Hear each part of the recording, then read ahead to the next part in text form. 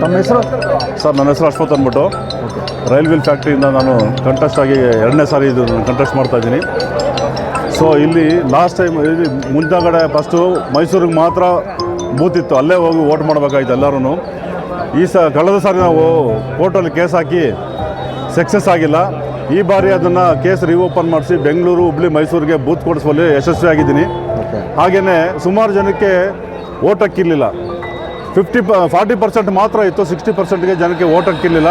So ನಾವು 5 ಜನ, ಗೋಪಾಲ್ ಆಗಿರ್ಬೋದು, ಮಧುಕರ್ ಆಗಿರ್ಬೋದು, ಶ್ರೀನಿವಾಸ್ ಅವರು, ಹಾಗೆ ನಾನು ಸುಭಾಷ್ 5 ಜನ ಸೇರಿ ನಾವು ಕೋರ್ಟಿಗೆ ಹೋಗಿ ಸುಮಾರು 1200 ಜನಕ್ಕೆ ಮೇಲ್ಪಟ್ಟು ನಾವು ಮತದಾನ ಹಕ್ಕನ್ನು ಕೊಡಿಸಿದ್ದೀರಿ.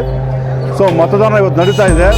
ದಯವಿಟ್ಟು ಯಾರು ಆಸೆ ಆಕಾಂಕ್ಷೆಗೆ ಬಲಿಯಾಗದೆ ಎಲ್ಲರೂ ದಯವಿಟ್ಟು ವೋಟ್ ಮಾಡಬೇಕು ಅಂತ ನಾನು ಎಲ್ಲರೂ ಪ್ರಾರ್ಥನೆ ಮಾಡ್ತೀನಿ.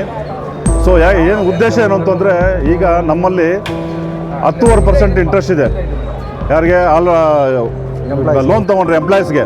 ಅದೇ ನಾವು ಸ್ಯಾಲ್ರಿ ಅಕೌಂಟ್ ಅವ್ರ ಬ್ಯಾಂಕಲ್ಲಿ ಮಾಡಿಸಿದ್ರೆ 9.5%. ಸೊ ನಮ್ಮದು ಸ್ಯಾಲ್ರಿ ಮುಖಾಂತರನೇ ಕಟ್ ಮಾಡಿ ಬ್ಯಾಂಕಿಗೆ ಕಳಿಸ್ತಾರೆ. ಬ್ಯಾಂಕಿಗೆ ನಾವು ಸ್ಯಾಲ್ರಿ ಕಳಿಸಿದ್ರೆ 9.5%. ಯಾಕೆ 1% ತಾರತಮ್ಯ ಯಾಕೆ? ಅದನ್ನು ಸರಿಪಡಿಸ್ಬೇಕು. ಹಾಗೆಯೇ ಇನ್ಶೂರೆನ್ಸು 5,700 ರೂಪಾಯಿ ಪರ್ ಇಯರ್ ಕಟ್ ಮಾಡ್ತಾರೆ. 5-6 ವರ್ಷಕ್ಕೆ ಆ ಅಮೌಂಟು ವಾಪಸ್ ಬರೋದಿಲ್ಲ. ಸತ್ತವರೆಗೆ 10 ಲಕ್ಷ ಮಾತ್ರ ಕೊಡ್ತಾರೆ. ಈಗ 15 ಲಕ್ಷ ಲೋನ್ ತೊಗೊಂಡಿದ್ರೆ ಬರೀ 10 ಲಕ್ಷ ಮಾತ್ರ ಕವರೇಜ್ ಆಗುತ್ತೆ. ಇನ್ನು 5 ಲಕ್ಷ ಶೂರಿಟಿ ಯಾರು ಹಾಕಿರ್ತಾರೆ ಅವ್ರ ತಲೆ ಮೇಲೆ ಬೀಳುತ್ತೆ. ಅದನ್ನು ಒಂದು ದಾರಿಗೆ ತರಬೇಕು ಅನ್ನೋ ನಮ್ಮ ಉದ್ದೇಶ.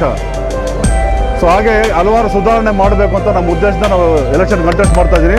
ದಯವಿಟ್ಟು ಎಲ್ಲರೂ ಸಪೋರ್ಟ್ ಮಾಡಿ. Thank you. 2ನೇ ಸಾರಿ ಸರ್ ಇದು. ಮೊದಲನೇ ಸಾರಿ ಸೋತಿದ್ದೆ. ಸೊ 2ನೇ ಸಾರಿ ಈಗ ನಿಂತ್ಕೊಂಡು ಕಂಟೆಸ್ಟ್ ಮಾಡ್ತೀನಿ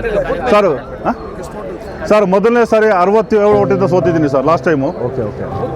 ಸೊ ಬೂತ್ ಬೆಂಗಳೂರಿಗೆ ತರಿಸಿದ್ದಕ್ಕೆ ನಮ್ಮಲ್ಲಿ ಏನು ಗೊತ್ತಾ, 1400 ಜನ ಇರೋ ಎಂಪ್ಲಾಯೀಸು ವರ್ಕ್ಶಾಪಲ್ಲಿ 12ರಿಂದ 13 ಜನ ಗೆಲ್ತಾರೆ.